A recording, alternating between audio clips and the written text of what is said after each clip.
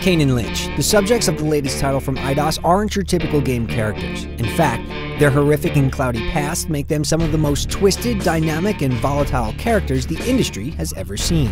As their story prepares to unfold before your eyes, with the release of Kane and Lynch Dead Men, we're opening up the official case file on this dynamically dysfunctional duo to take you inside their dark and gritty world.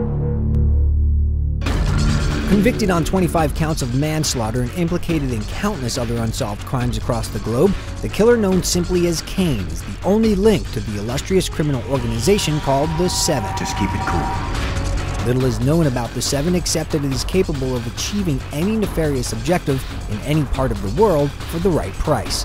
Kane says he is not a professional killer because his 2-year-old son shot himself with his gun.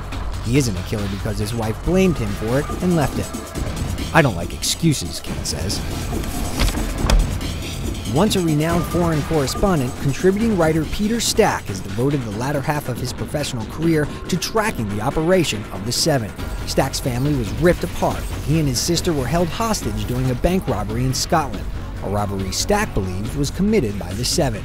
During this incident, Stack's sister and brother-in-law were both killed, and Stack's only clue to the identity of the perpetrators is a small tattoo of a spade and a name. I received an anonymous email from my blog that included this image. It clearly shows the mark of the Seven on the gunman's left wrist, and based on his attire, it has to be Kane. Known simply as Lynch, this impulsive, dangerous individual was brought into the San Fernandez Police Department on July 23, 2003, and was suspected and convicted for the murder of his wife Anna. Lynch was taking medication for his anger management, and the pills were speculated to be the cause of the murder since Lynch was used to regular blackouts. His behavioral analysis portfolio describes the following about his personality.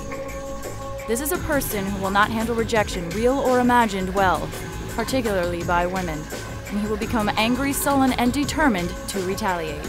Perhaps the most dangerous aspect of Lynch, however, is that when determined to do something, he disregards the consequences of his actions. However, his impulsivity should not be confused with a lack of planning. Facing the death sentence at California's San Quentin State Prison, the two men escaped and are currently on the loose. Kane and Lynch had no direct tie with each other, at least that is known. They never met within the prison itself until the day of the escape.